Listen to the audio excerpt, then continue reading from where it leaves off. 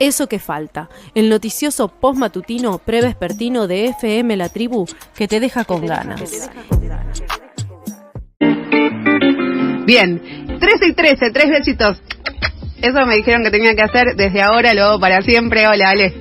Hola, Natalia, ¿cómo estás? Bien, muy bien. Estamos con Alejo Di Ricio, para los amigos, que está a cargo de la columna Paisaje Donde Vivo, esta columna que va los días martes, pero hoy estás los jueves, para confundir un poco a la radio participancia del otro lado. Hoy es jueves, pero está Ale con nosotros y nosotras, en este caso, para hablar de... Específicamente a partir de la prohibición de que hay sobre la administración de parques nacionales de hablar sobre la crisis climática. Okay. Digo, esa es como la noticia que nos tiene de disparador esta semana. Vengo los jueves porque, bueno, es diciembre y hay que confundir un poco. Viste sí, que en diciembre no puede estar estable, como bien decías antes. Ante la intensidad, la confusión me parece una buena respuesta, digamos, ¿no? Como decir, bueno, toma, intensidad y confusión es un combo magnífico. Ante los intentos de planificación y de erradicación de cualquier tipo. Tomá, cambiamos de día una columna.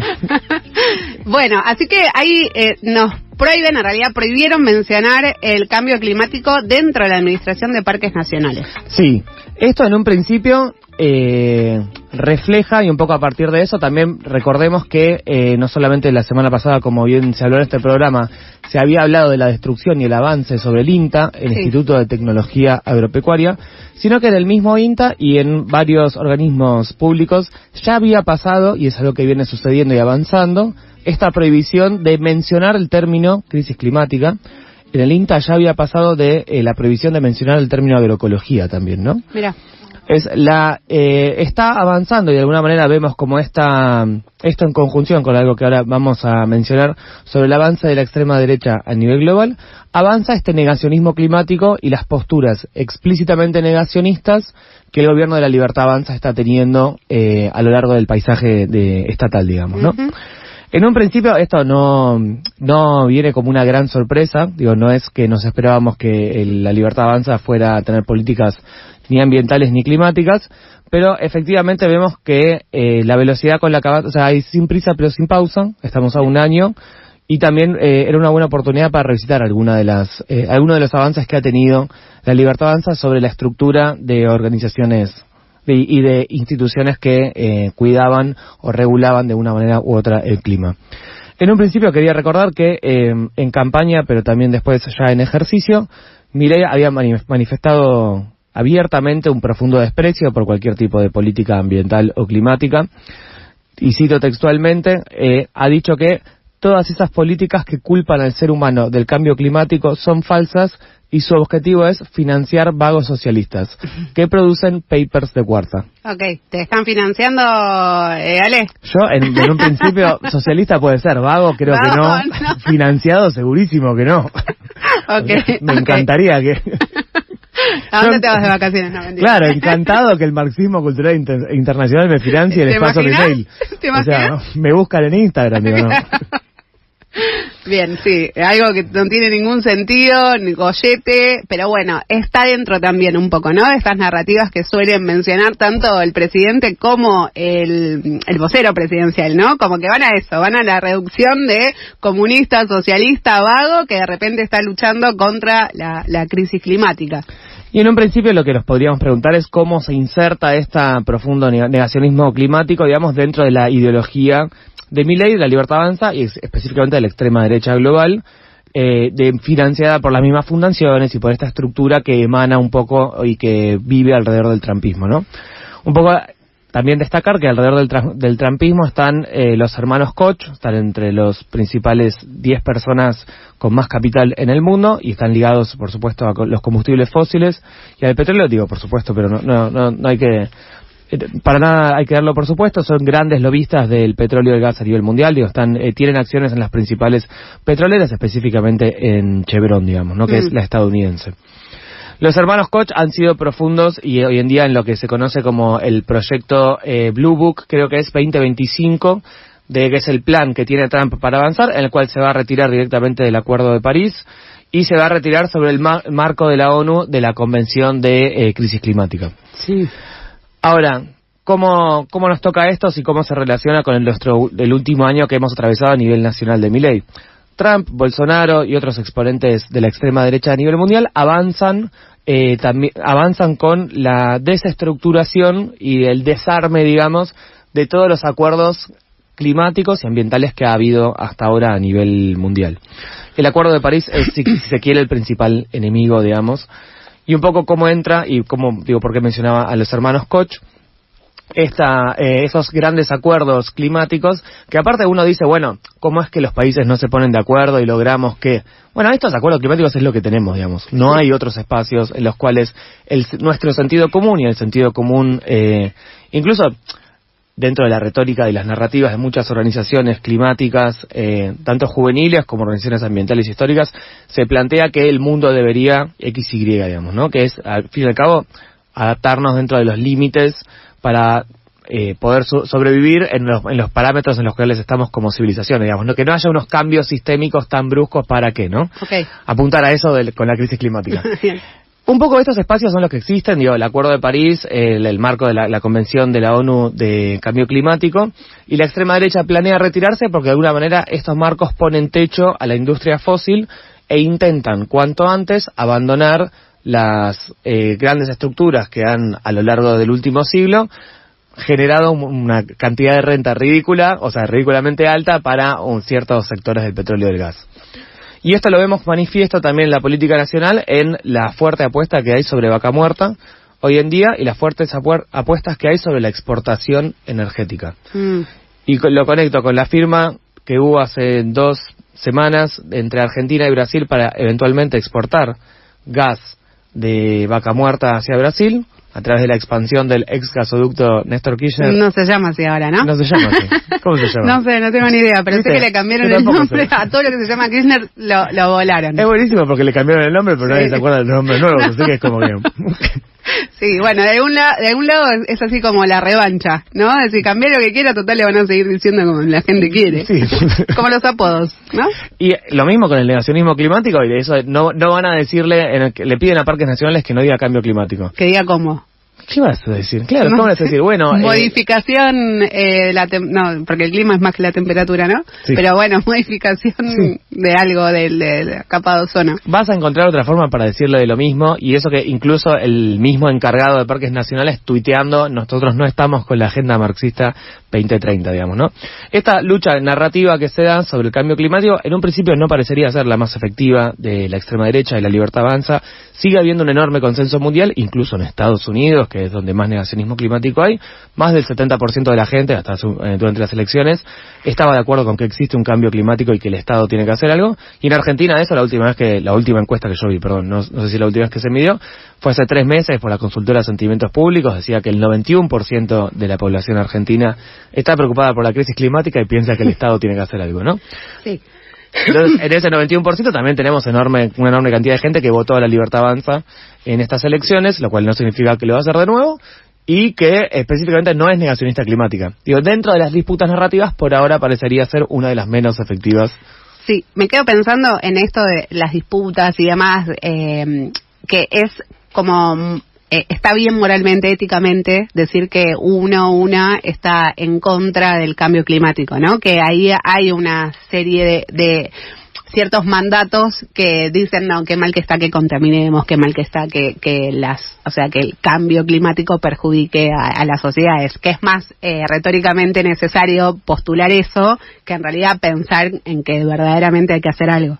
Lo digo a nivel discursivo y también prácticas, y por el otro lado, y no te interrumpo más, pensaba en que vos abriste la columna diciendo, bueno, ¿no? La ultraderecha cambia, en este sentido tiene como concepto, bueno, cambiar una nomenclatura o un nombre, hablar de crisis climáticas por otra cosa que lo prohíben, y por ahí, por el otro lado pensaba, ¿solo la extrema derecha?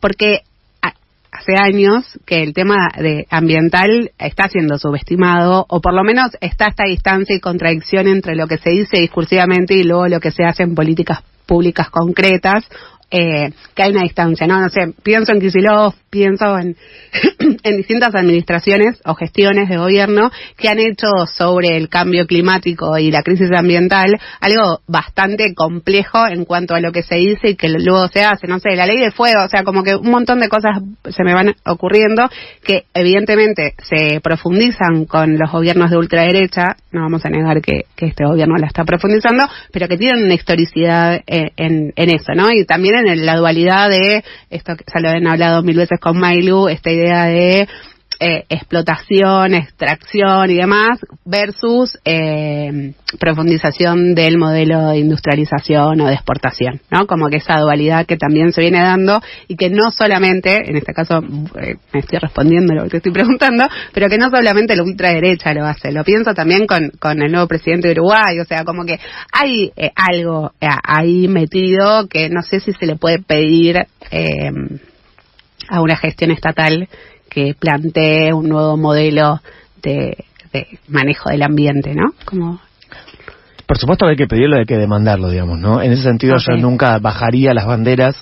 Yo creo que la visión histórica, digamos, sobre el ambiente, incluso la que tiene la Agenda 2030, o sea, digo, como yo soy enormemente crítico de la Agenda 2030, que al mismo tiempo la extrema derecha también niega dentro de los parámetros de futuro, ¿no? Como que la Agenda 2030 como este marxismo cultural que quiere repartir. Yo soy profundamente crítico de la Agenda 2030 y de otras visiones históricas que podemos encontrar en los gobiernos sobre el ambientalismo, porque es reducir el ambientalismo o la dimensión ambiental solamente a reducir los impactos y no incorporar de una manera a lo largo de... Como más los procesos de eso. Claro, o sea, la visión, y que incluso las petroleras se ocuparon de financiar, digamos, de los 70 en términos de plásticos, era reciclar, reducir... Sí, pienso en un montón de eslóganes que van en relación a eso. Sí. Ese componente solo piensa en los desechos y de alguna manera la crisis climática es parte de eso porque fueron los desechos del carbono y los gases de efecto invernadero y no piensa en los procesos previos y en la fabricación y en para qué se usó esa energía y cómo, digamos, ¿no? Yo pienso que las disputas culturales, digamos, o que las disputas narrativas específicamente sientan el campo para avanzar y retroceder con generan consenso, digamos, de alguna manera, para después que haya otra disputa y otras tensiones de poder, que específicamente la energía es un campo en el cual el poder importa mucho más que la narrativa. El mundo entero puede estar de acuerdo con la crisis climática, pero el poder es el que la bloquea hace años, hace décadas, digamos. Y en ese sentido, con Vaca Muerta tenés una continuidad en su desarrollo, por ejemplo, digamos, ¿no? Tenés tres colores, si querés, grandes entre kirchnerismo, macrismo y Libertad Avanza, digamos. La profundización y la expansión de Vaca Muerta es un consenso, y hay un consenso en la extracción de bienes naturales hay un consenso en la extracción de bienes naturales. La Libertad Avanza viene, o sea, lo que redobla la apuesta es solo para exportación a precio internacional, sin ningún tipo de renta o beneficio que esa naturaleza pueda llegar a tener al territorio nacional. Y ahí tenés la gran diferencia, si querés, con el panperonismo, digamos, ¿no? Sería beneficio. O sea, lo que estás mencionando es que la Libertad Avanza pone el foco en el beneficio sin ningún tipo de límite en cuanto a la exportación de bienes naturales. La Libertad Avanza, y con esto quería mencionarlo, al entender solamente a los ciudadanos como productores de bienes y servicios, y quiere destruir cualquier tipo de protección o regulación sobre la dimensión ambiental, ¿no? Esto es a nivel mundial y lo comparten Trump y Bolsonaro. Con Bolsonaro se vio sobre el Amazonas, con Trump se ve en la política internacional de Estados Unidos a nivel global. En ese sentido también la última de Fede Sturzenegger es que la semana pasada abrió un registro para denunciar leyes, regulaciones y cualquier cosa que impida o mine la capacidad de los ciudadanos para intercambiar hacia el libre comercio, digamos. Eso, la dimensión ambiental y hasta ahora que se ha visto como conservación y como protección, choca tremendamente con eso, digamos, y con esa visión que tienen ellos unidimensional, hiperfinanciarizada. Y creo que la Libertad Avanza también tiene un negacionismo climático que excede la capacidad o no de hacer una transición ecosocial o energética, ¿no? Niegan esa dimensión y también entienden que es natural, digamos, o entienden que es orgánico, que el mundo pueda entrar en colapsos climáticos y que el mercado va a ser de nuevo el que de alguna manera nos va a poder sacar de ahí, digamos, ¿no? Bien. Yo diría que esa es la principal distinción entre estando de acuerdo con todo lo que dijiste, Sí, pensaba en esto también de que sí es necesario que institucionalmente o estatalmente sigamos reclamando con ciertas medidas o políticas que resguarden, cuiden, protejan, pero también pienso en la necesidad de grupos más pequeños, comunidades, me refiero a esto, que puedan hacerse cargo de esa situación también, ¿no? Pienso que a nivel estructura o superestructura, si querés, es mucho más complicado que esas prácticas concretas acerca del manejo de los recursos naturales, de la modificación también, ¿no? Del ambiente. Ahí hay una distancia muy grande con lo que pueden hacer las comunidades en su propio territorio que más a nivel general o estatal, como lo estábamos diciendo. Y obviamente que es necesario, obviamente que está bueno que haya leyes y que se cumplan y que hayan consensos en cuanto al clima, a las modificaciones y demás. Pero es esto también, ¿no? Se pueden decir muchas cosas y después aplicarlas. Creo que depende más de comunidades pequeñas que a nivel macro. O quizás sean las dos cosas, ¿no? La gran pensar global, actuar local. Bueno, porque hay sí. Digo, específicamente pensando en las cuencas y los ríos, digamos, sí, y en la privatización de hidrovía, de la cual hablamos la semana pasada en el programa, involucra eso, 8 provincias, 12 millones de personas dependen del río Paraná. Digo, tenés que hablar con Uruguay, que hablar con Bolivia, Paraguay, con Brasil. Creo que hay ciertas cosas que demandan y que exigen una administración, una gestión y políticas regionales, digamos, ¿no? Sí. Y en ese sentido, para mí, algo también que es muy notorio de la unidimensionalidad, de la hiperfinanciarización, es que niegan la dependencia climática y ambiental que tiene enorme cantidad de actividades productivas. Uno en la economía popular, digamos, ¿no? O sea, es imposible pensar en la agroecología, en la ganadería silvopastoril de pequeña escala, en las economías familiares rurales, en pescadores artesanales y en muchas otras actividades sin pensar en el ambiente. Y después venimos de una sequía que dejó el PBI 65% abajo en 2022. Sí, eso es terrible. O sea, no sé qué. Ahí o sea, como no pensar en la dimensión climática ambiental y tener un gobierno que más allá de que no haga políticas reales de transición ecosocial para salir de esa crisis climática. Pero tenés el trío HB4, ¿cómo se llama? El trío transgénico que fue sembrarse en... Las experiencias del HB4 todavía son muy incipientes y muy chiquitas y ni siquiera hablar de los efectos de los agrotóxicos del HB4. Si querés podés, Alejo. Si querés podés. Es que es una columna aparte, no puedo. No, a lo que voy es que están apostando a algo que se les está poniendo en peligro a ellos mismos. Me refiero a la hiperfinanciarización en un país que se considera o se piensa, erróneamente para mí, por supuesto, agroexportador, y tener hace 2 años el 65% abajo, y creo que en 2023 fue el 30% abajo, por falta de agua. Tenés una restricción hídrica hoy en día, no es una restricción cambiaria, en la cual este año un poco recuperó, pero tampoco tanto, y no sabés qué va a pasar el año que viene. Digo, como en ese sentido, la falta de planificación de un gobierno negacionista climático, no solamente en términos de agua, como le sucedió a Uruguay el año pasado, pero le podría haber sucedido el año que viene, sino en términos de posibles inundaciones, dengue, digo, como la cantidad de cosas que te trae la crisis climática y que te desbarajusta, no planear para eso es obtuso, ignorante, peligroso. Sí, suicida, básicamente. Sí, no porque no se mueran ellos, lamentablemente. No. ¿No? No lo sabemos igual. No, por ahí, no, mentira. En la pandemia se dijo estábamos todos en el mismo barco y no estábamos todos en el mismo barco. Evidentemente no, ahora ya conocemos las consecuencias. Quien habla es nuestro querido compañero Alejo Di Ricio, en la última columna del año. La semana que viene es la última. La semana que viene, sí, para falta, claro, vos venís todas las semanas. No me hagan caso a mí, ¿no? Hoy no. Intenten ignorarme. Gracias, Ale. Gracias, Natalia. Nos vemos.